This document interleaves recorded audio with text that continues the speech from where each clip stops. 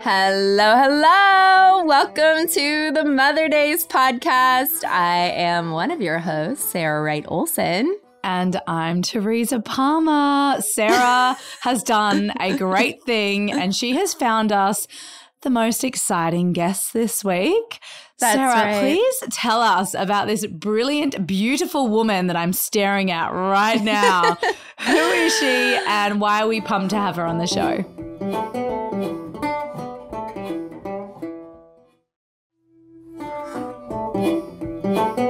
Well, we have, it's funny. I think before I say what her name is, I think that so many daisies have written us this year about sickness in the home and just like what should we have in our house, what things are bad that in our house, like chemicals, like bad things, toxins, things like that.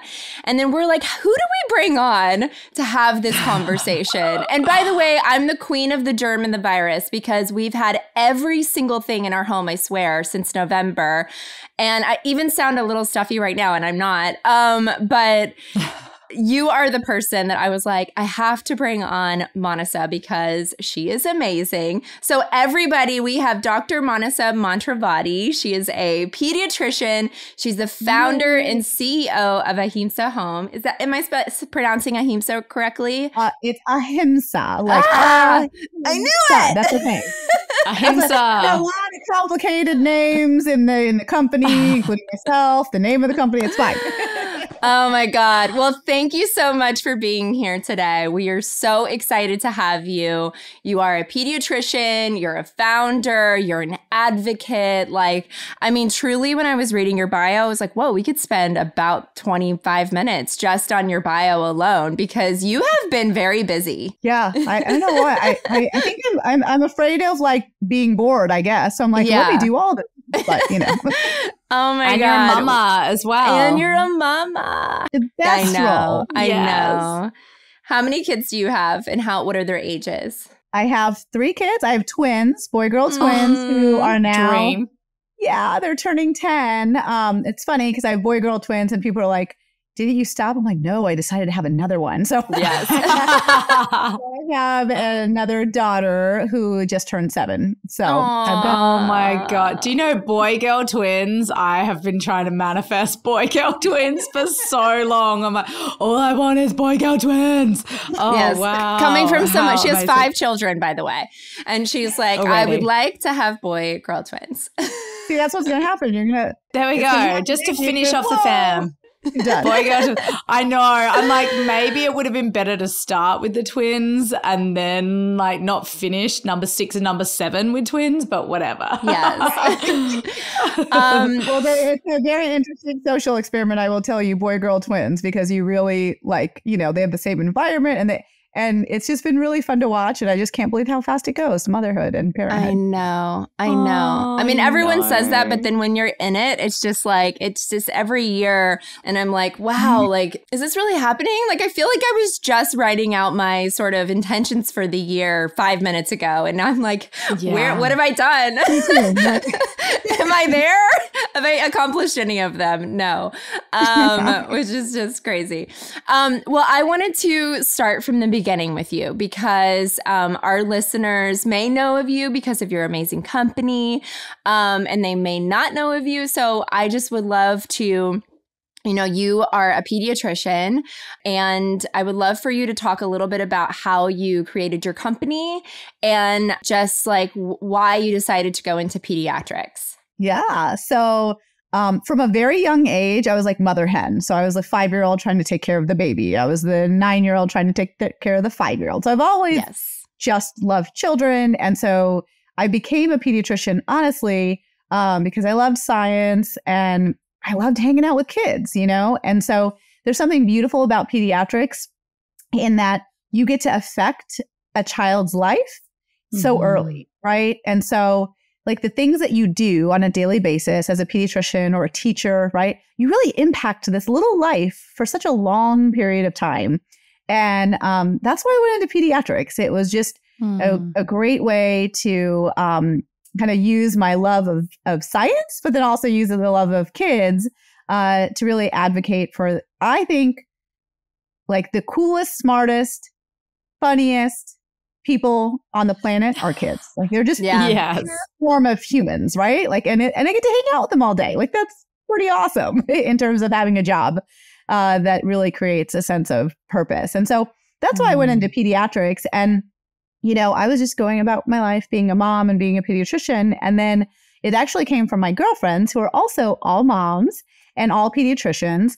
We were just sending, you know, we do the routine thing, sending text messages back and forth on these chains. And one of them, who was a neonatologist, said, hey, have you guys seen this American Academy of Pediatrics statement? They're saying plastic's bad. Oh, crap. I've been putting my dishes in the dishwasher. And what are you guys using? What are you going to do?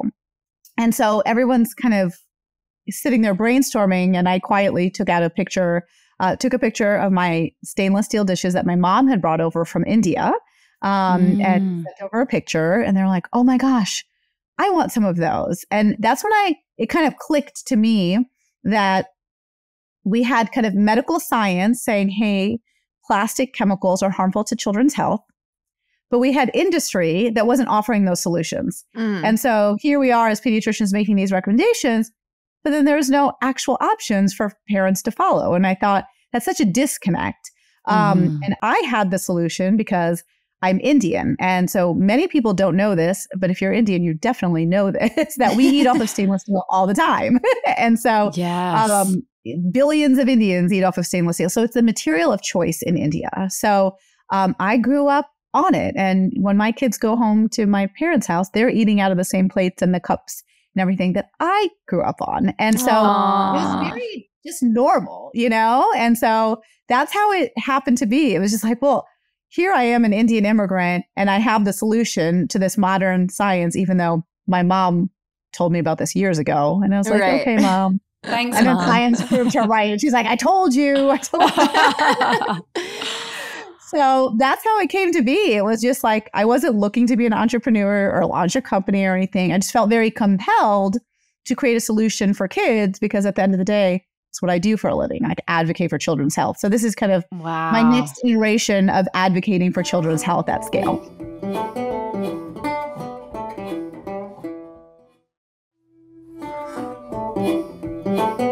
So we've been hearing about this real movement towards like these how do you say it? Entrepreneurs, but with the mum in front. Mumpreneur. There we go. We've been hearing about this big movement because so many mums are like, wait a second, like I'm trying to raise my babies and I have this idea to not be in like the daily grind of the work schedule. Like they want to start building a business. And I'm hearing about your life. I'm like, wait, you're a pediatrician. You're raising 3 children. And then you have this really innovative idea to like launch this business that is going to be affecting positive change with children's health.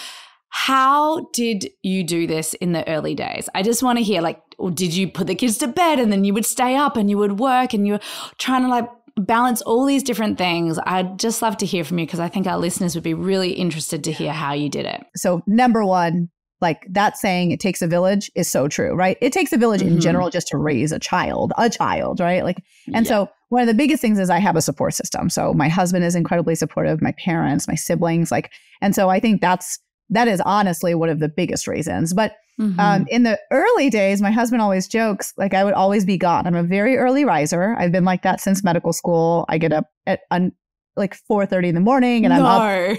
And he would see, and I would be sitting in the office and he's like, there's this like bright light coming from the office.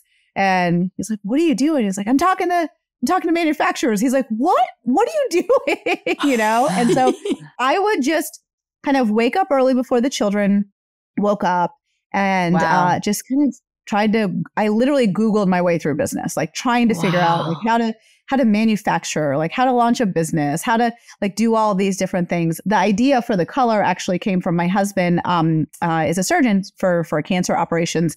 And when they put in implants into the body, like metal implants, I noticed one day he was holding one and they were colorful. And I thought, how in the world are you getting that color? And so I realized that there was a process that in the medical community, we were already using to put implants inside the body. So like hip replacements, jaw, things of that sort.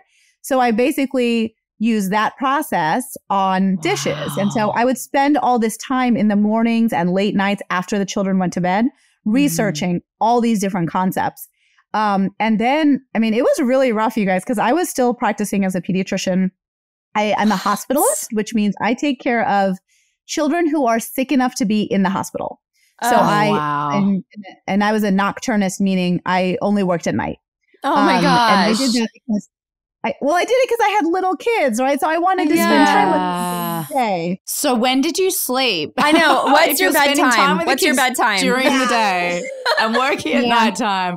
Turns out doctors are really bad patients. So like, I bet. I didn't sleep much, but I have to tell you, my life has changed now. I think in entrepreneurship, we kind of juggle a lot. You guys also have businesses. It's almost like you birthed this other child, right? And so learning to set boundaries, learning to kind of prioritize your own, kind of filling your own tank and put the oxygen mask on first. Those are things I've been learning over the past few years. But those early days was going to work at the hospital, coming home, writing email campaigns, answering customer service, dropping the kids off, and then being totally fried, which is completely unhealthy. And I do not recommend that to anyone. But those early days were hard, but it gives me a lot of appreciation. Burning the candle at both ends. Oh, wow. That is amazing. Well, I wanted to ask you, for anybody who hasn't read those studies about toxic chemicals or plastic chemicals or why that is, bad for kids or what it's doing, like why it's an endocrine disruptor, like, can you just talk a little bit about that? Because, and also just, I want everybody listening to understand, like, don't panic. We can make a change. It's not a big deal. Like everything, you can do everything in moderation. You can sort of like piecemeal it out. And like if you still have plastic containers or if you're still using things for your kids that are plastics, like don't stress listening to this. Like there are things that you can do and there are changes that can be made. So this is not like, I don't want to scare anybody, but I just want you guys to know the information so that you can decide for your family what's best. I think that's such an important point, right? Like we are not going to live in a plastic-free world during our lifetime or our children's lifetime, right? Like it's just not going to happen. Like that's not the reality. So it's not about eliminating plastic or eliminating toxins. They are going to be in your everyday modern life.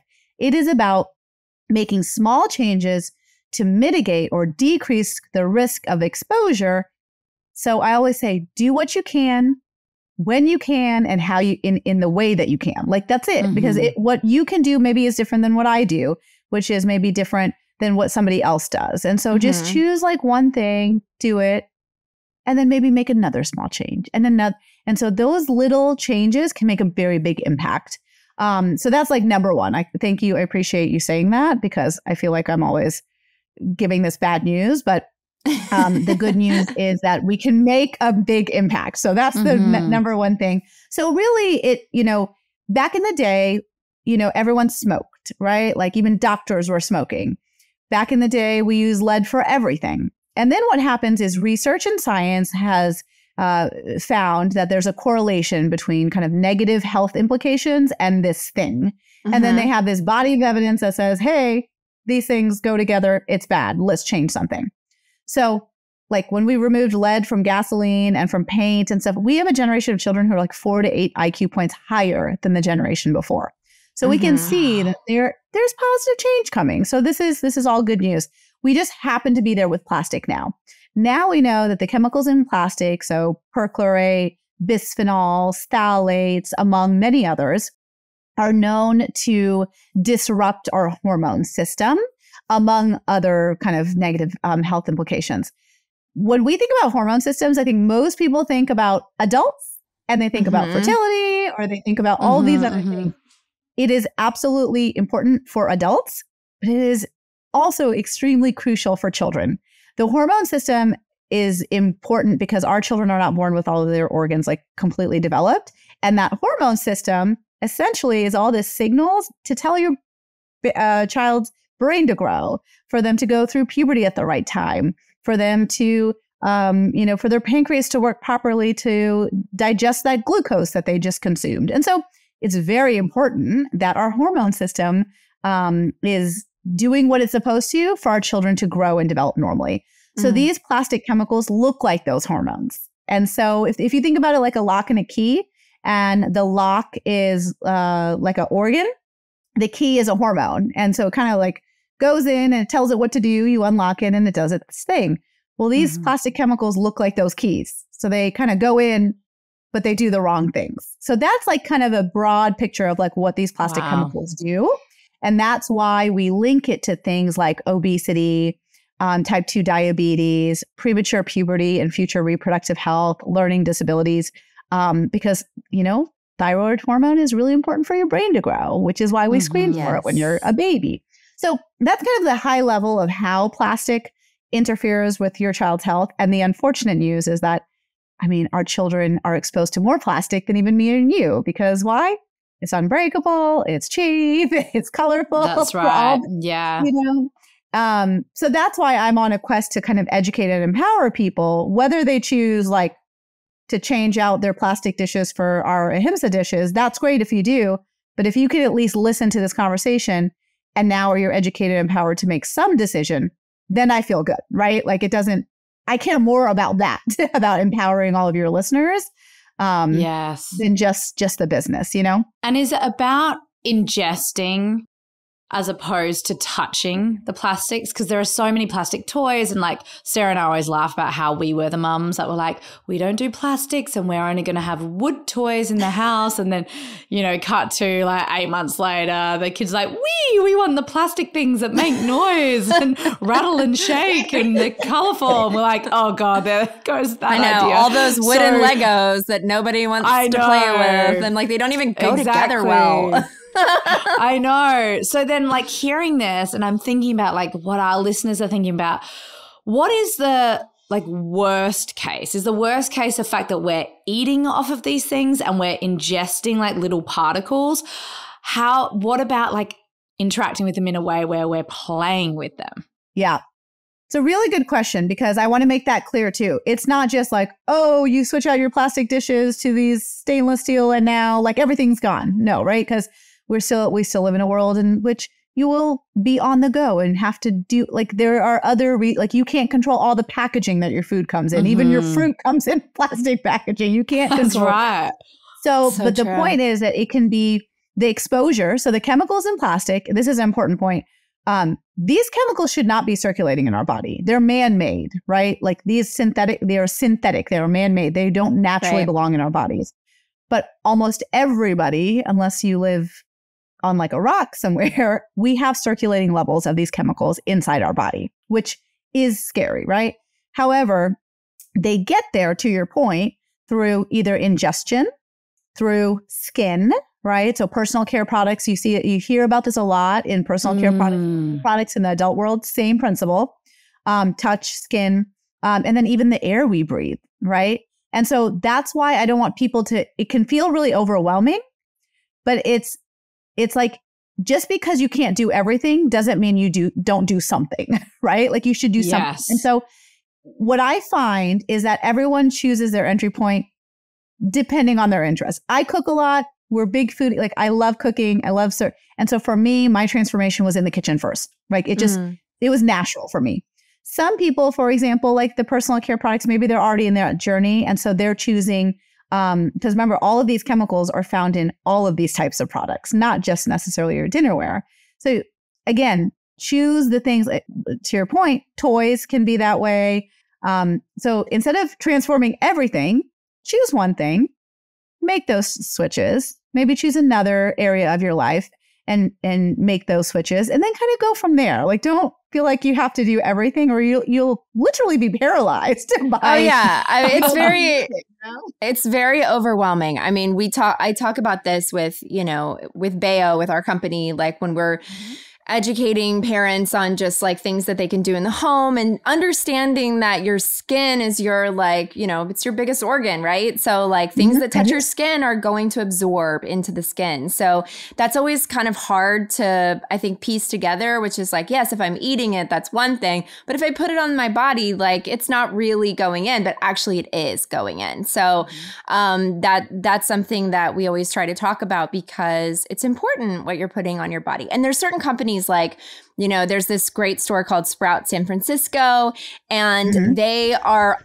a store that only has products that, you know, eliminate those plastics. So on their walls, on their website, on everything, it's like, we do not have anything in this store, clothing, toys, anything that has, you know, these like chemicals. And on the walls, it says all of those BPAs and like other giant words that I don't understand, but know that those are not good for the body. Yep. And so, you know, the Grove Collaborative, like there's a lot of places where you can sort of go, okay, this is a safe space where I can purchase things or look into like products that maybe are where I should lean towards like making this change. When you make those changes that you like listed a whole bunch of changes that you can make, I want people to understand those circulating levels in your body, in your child's body.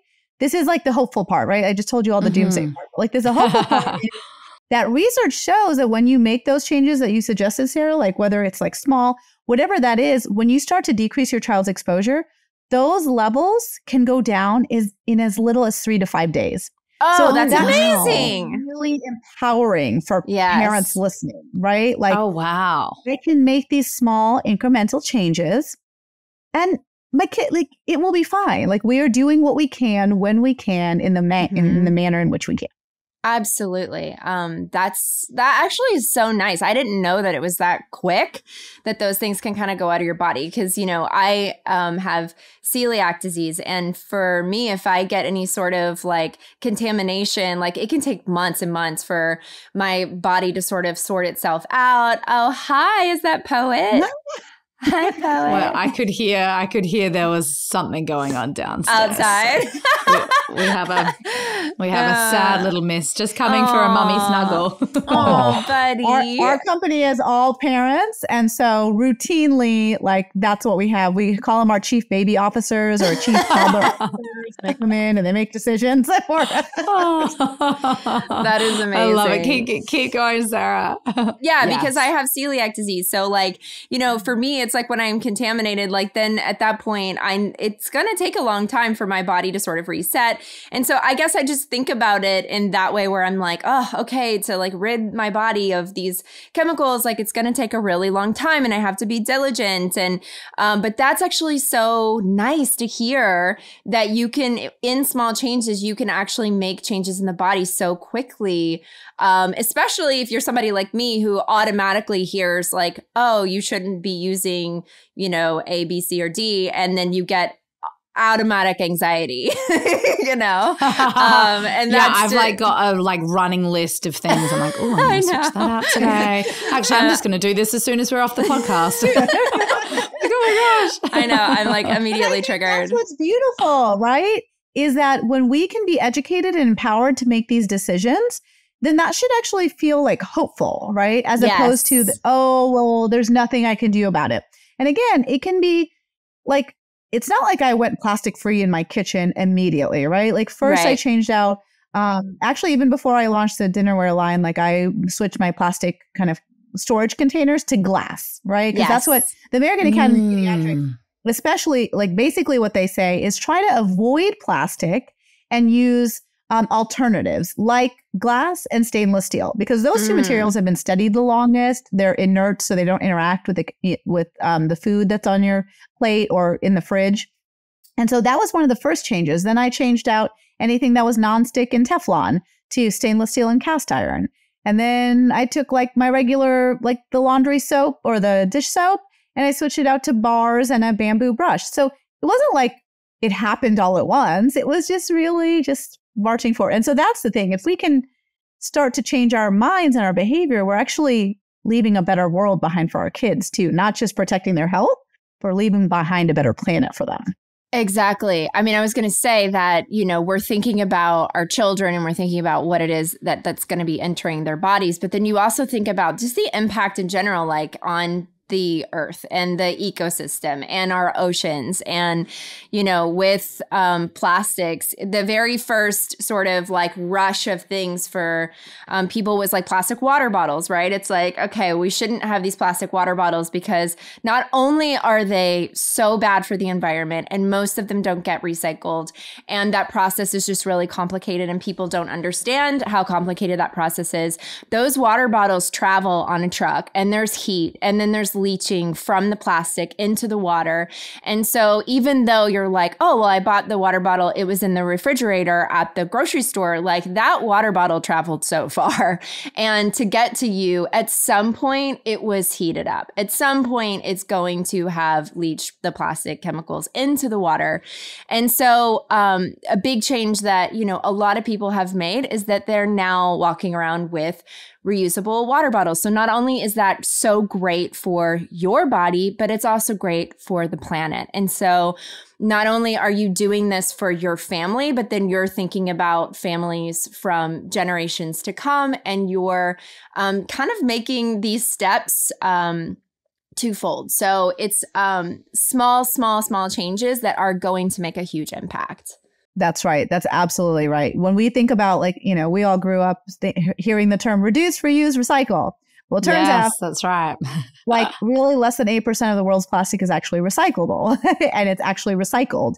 And so if we concentrate as adults in the room on the reduce and reuse and teach our children those principles of, hey, you don't actually just use something for 15 minutes and throw it away. You take care of it and you reuse it and you pass it on for generations. You're actually teaching them a very important principle on kind of protecting the planet and having the value for something. And we see this. I'm really excited. We have a school line as well. So we have a home line for your dining table, but we also have a school one. That's cool. It's really exciting. And so, yeah. And we see these behavioral changes instantaneously. So if a school is using single-use plastic for all of their cafeterias or even reusable plastic, and suddenly they change to our Ahimsa stainless steel, those students immediately, the way they sort their food during trash, the way that they kind of treat that is immediately different. Because now you're teaching them, hey, we don't just use something for 15 minutes, throw it away. We reuse it. And so there's like all these concepts that are really important. And that's the beauty of pediatrics, right? Like when we do things at a young age and these healthy eating habits, the way we think about our planet, when you do it at such a young age, it sticks. It really sticks, Yeah. And so that's what's beautiful about children. They're smarter than us. I love it. So can you tell us a little bit about your range and where we can find it? Yes. So we have, we go from baby to big kids and beyond. So the whole point is that our dining products, so we have cups, bowls, plates, spoons, really dinnerware for children and really for families because all of our moms use it too because they're designed. Yeah, I was like, I want some. They're great. They're really great for even after bedtime. They're great for adult cocktails because they keep your glass cold and your drink. But the whole purpose is that it grows with your child because I don't want people. I just said reduce, reuse, right? Reuse, exactly. The word ahimsa, it's a Sanskrit word meaning avoiding harm. So avoiding harm for children's health, avoiding harm for the planet. So it's very intentional in everything we do. So I don't want you to just buy something for your baby and never use it again. I don't want you to buy something for your toddler and then have to go out and get something else. We designed it so it grows with your child. So your 2-year-old, wonderful. And then your 20-year-old can use it. And that should be it. Like they should. And my business advisors are like, stop saying that. Like buy less stuff. But I'm like, well, I really need it. Like buy less stuff and just keep it forever. Well, look, now that we have a pediatrician on, I think like there are thousands of like parents around the world screaming out, what is going on with the health of our children right now? Every person I know who has children have been talking about the relentless sickness. And I'm sure it's got something to do with the fact that we were in a pandemic and we were spending a lot of time away from each other. So it's just been absolutely like ruthless the last year and a half. And I can speak from, Sarah's perspective too. Her kids have been sick like 3 times a month, like constant. It's just on and on and on. Can you talk to us about that? First of all, what is going on? And secondly, what can we do? Well, definitely part of it is the pandemic and part of it is our like immune systems. And so part of it is just like what's happening in the world, right? So on 2 levels. So I'll talk about kind of just our kind of environment and its effect on health. So because what I do is environmental health now, the intersection of human health and the planet and how they actually really interact. But the number one reason that we're seeing like kind of this huge kind of influx of people getting sick is because remember, for a long period of time, we weren't interacting with each other. We weren't actually breathing in each other's air. All the children were masked up, right? We knew when the masks came off that we were prepared as pediatricians that our hospitals are going to be filled. Because you know what happens well before the pandemic, every fall, we have huge surges, right? Every winter, we have huge surges. So there are natural kind of cycles of like viral season, we call it, right? So these things happen. But what we're seeing is like we blunted that by wearing masks, by being separated and all of that stuff. So now we're just seeing all of it happen at once. Like all these viruses are like, oh, sweet, cool. I see nostrils and I see mouths and I see dirty fingers. Like, here we go. Like it's party time, And so that's probably one of the biggest reasons is just like the whole world changed and then it changed back. And that's a very sudden, this is a global thing, right? Like this is not just, oh, my school, this is happening at my school. You can talk to anybody around the world and all of us moms are experiencing the exact same thing, Totally. So that's probably just the biggest one. Because remember, when we were wearing the masks or staying apart, we were preventing COVID, but we were also preventing all the other things, like all the other gazillion viruses that normally go around and normally get admitted to my service in the hospital. Now we're just seeing everybody have it at the same time. Wow. Yeah, because it's been gastro. It's not just been like colds and fevers. It's been gastro and like, oh my goodness. Do you have a tip for the parents to like, how can we pump them up filled with health so that we can avoid it? Or is it just, this is what's going to happen and will it level out at some point? So twofold. Number one, it will level out at some point only because, we get back into the normal routine of things as an entire species population, right? Like that's literally what happened. Our entire population of the world did something and now we're doing something else. So it's going to take some time to level out. So that's part of it. But the other part, to your point on what can you do, I think half of my job as a doctor is to treat you when you're ill. Okay, that's great. We have medicines, we have treatments. Okay, great. But the other half of my job that we don't do as well as we should, especially in this country, is to prevent you from getting sick in the first place. And a lot of that, you guys, has to do with your lifestyle. Almost all of it has to do with your lifestyle. And so part of it is, number one, food is the best medicine for your child and for your own body, right? And so the things that we put into our body, which is why like our products are literally called mindful mealtime on purpose, right? It's not just what is in your plate, like the materials, plastic versus stainless steel. It's what you put on it, right? When we talk about the vegetables and the fruits, it's not just because it's so, right? It's because it has a reason. Like those types of kind of foods we put in our body truly have an effect on our immune system and kind of like our children's growth and development. And the things like processed food and the plastic and all the other kind of environmental toxins do the exact opposite, right? They are interfering with that same immune system. And so like that should be stuff that people really need to think about in terms of health, right? Like a lot of people don't think about food and the daily choices that we make as part of their health, right? They think about coughs and colds and how do I prevent that? But it's really, if we can stay healthier, we're able to fight off infections when they happen, because infections are going to happen. Like they're just going to happen, right? Like we can't rid the world of every bacteria and every virus because new ones will pop up, but we can keep our one and only body healthy. And I hope our one and only planet healthy, because then we all stay healthier. Does that make sense?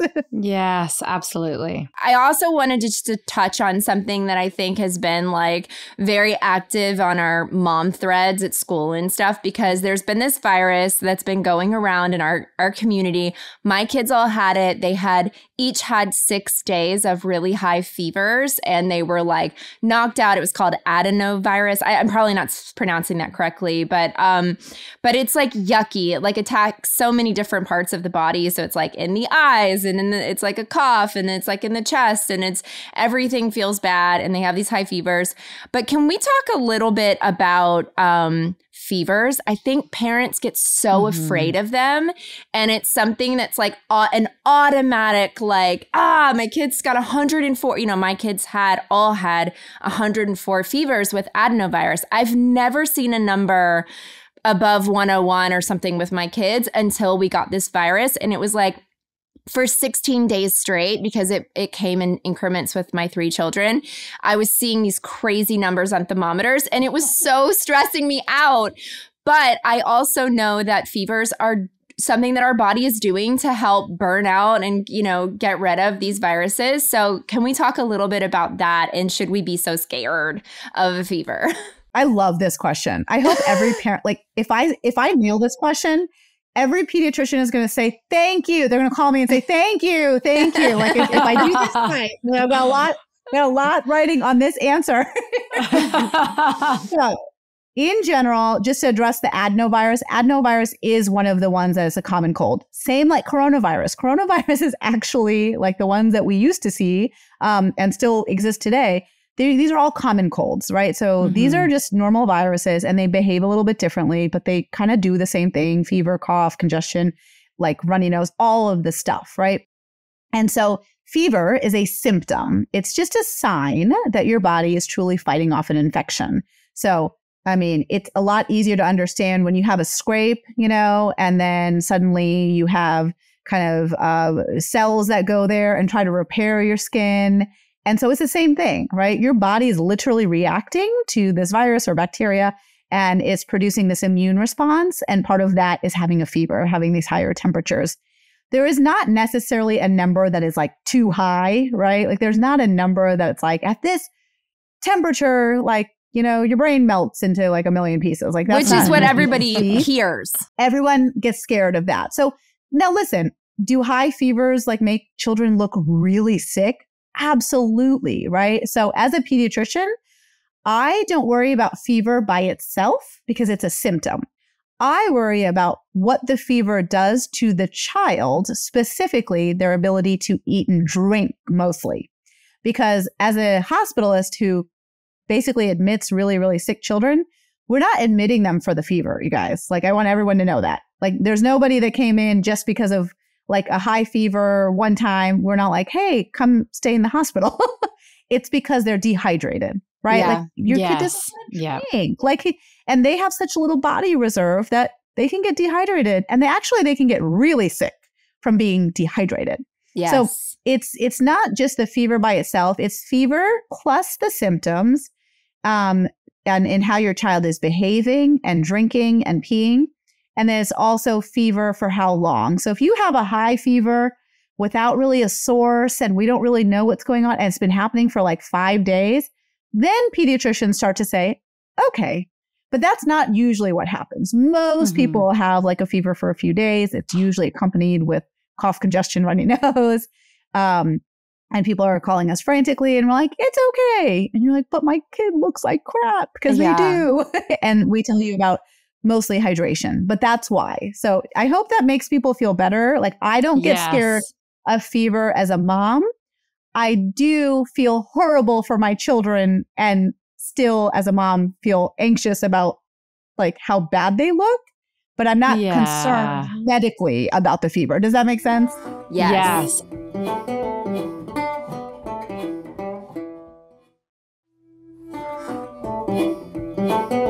So my biggest fear is like, because it's in the Australian media all the time, like meningococcal cases, meningitis, because I know that it presents itself as a regular fever at the start, right? So whenever you look up like symptoms of meningitis, and this is the worst, when you're a parent and your kid's sick, you get on the Google and then the first thing that comes up is like meningitis, but the way it presents itself is with a fever. And then once there's a non-blanching rash, it's too late. So that to me is the biggest fear. So I find myself ringing one of my best friends. She's a paramedic. So I'll message her and be like, but how do I definitely know this is not meningitis? How do I know for sure it's not meningococcal?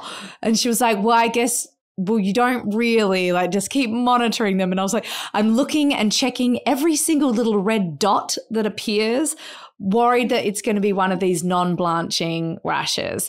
Can you speak to that? I know it's like quite rare for meningitis, but that is my biggest fear. So I think this is a really important point, because I would say before the age of the internet, I don't think modern, like, parents did not have this level of anxiety, right? Because they have access to knowledge, right? Here's the thing though, like, we have to, as physicians, we literally have to spend half our lives training, right? To be a physician, because we're able to take that information and put it in context of all the other things, right? So that is a very special skill that we have to go to school for a very long time, because it's like, it's your child's health. Like, we better go to school for a long time. If it has to be health, right? And so part of the problem is all of this information available.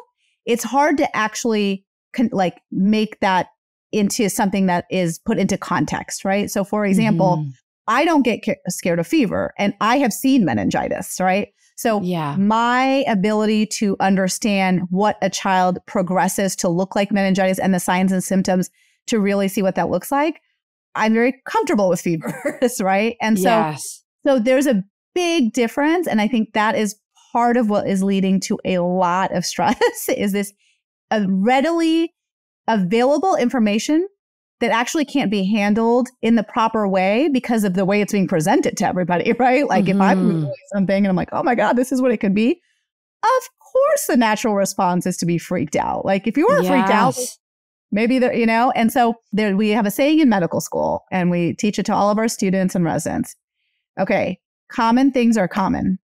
Rare things are rare, right? And so that's just the philosophy, because otherwise we would, like, all of us could think about every possible scenario, right? And so they always say, don't look, what did they say? The zebra, like, don't go chasing the zebra when there's like, and maybe zebras are more common elsewhere, but not in Indiana, right? So don't go chasing the zebra when you've got like golden retriever, like a field of golden retrievers. Like, don't go chase the zebra. Like there's little golden retrievers, the cute little like friendly ones. They're right here. Like, look at that. And don't go chase the one like obscure zebra, because what good does it do, right? Now, if your child is progressively getting more ill, to your point, and you're concerned and you're talking to your physician about the signs and symptoms to like look for, then we have like some more reason. So if your doctor's not worried, I always say this, there are a lot of things that I worry about that you don't even know to worry about.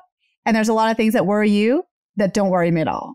Right. And so it's that balance and relationship between the two. I don't want to know what you're worried about. I don't want to know. Oh my God. Popcorn. I'm worried about popcorn. Okay. There you go. Popcorn. Wait, why? Popcorn. Wait, but what about the choking device thing? This is the other thing that is all over the internet right now. It's like everyone needs the plunging choking device. And I'm like, but isn't it better just to know like what to do in the situation with popcorn if it gets stuck in a kid's throat?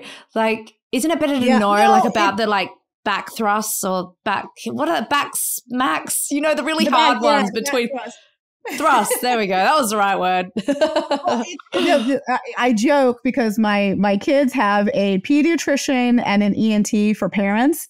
And it's like the one thing in our family. It's like, because he's like fished out food. So we're like, no to the popcorn for kids. But remember, that is rooted in evidence and data-driven like science, right? Like at a certain age, children shouldn't have popcorn because of the diameter of their esophagus and their what ability age is to that? actually chew things.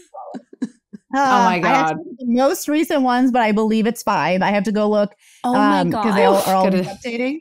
So my friend, when she heard me say this, she actually told her preschool, hey, like actually the published like guidelines are that, you know, you shouldn't really be eating it. It may be 3, pardon me if I haven't like looked at it recently, but it's older than you think. It's older than you think. Wow. And so again, now I've scared you about popcorn. I know, it's a signature snack in my house. Same. I'm like, oh my God, popcorn. My 2-year-old loves it. I would rather the things that I'm like actually worried about, I would actually rather you should make your changes on choking hazards for your kid than worry about meningitis. Does that make sense? When your kid has yes, totally. I would rather you concentrate because our energy and our time is so valuable, right? Yes. And so we want to have these moments with our kids. So I don't want everyone leaving this being like, all I got from that is that doctor said popcorn and plastic, and now I'm like going get rid of everything. And fevers are fine. Fevers are fine. Popcorn and plastic is bad. Okay, good to know. Right. I'm definitely gonna stop doing popcorn as a snack because that is not good. I'm like so afraid of anything circular or, you know, like I can't handle any small toys, like anything like that, because there's just been too many stories and too many things that have happened that it's like terrifying. That's part of why I do Ahimsa, because really, like, yes, we're replacing plastic, but we actually, like, part of what we do is educate parents on mindful mealtime, like, you know, portion sizes that are appropriate for age. Because a lot of these, you know, my kid's a picky eater and they're not eating. Well, guess what? Their belly is this big and their nutritional requirements is this big. But if you expect them to eat this much, well, of course you're going to have a mealtime tantrum, right? And like this disconnect. So a lot of our products are actually designed to make that that medicine that I'm talking about kind of infused into the products to make your life easier. So you don't have to, you know, have those things. So it's like the right portions and and it's not portion control. It's age appropriate. It's serving the right things like not the hot dogs and the popcorn, you know, things of that sort. So it's like using this new kind of journey that I'm taking. A lot of people say, oh, we're going to go back and practice medicine. I'm like, I'm practicing medicine just in a very different way now. Yes. Like it just happens to be in children's products, but at the family dining table. And I hope that these products not just keep your kids safe and the planet safe, but actually change their habits and change your habits so then you can raise a healthy eater, you know, and make it really simple for you. Oh, well, thank you so much. Could you please tell us, where do we find the products? Through your Instagram? Is it just online or do you have wholesalers?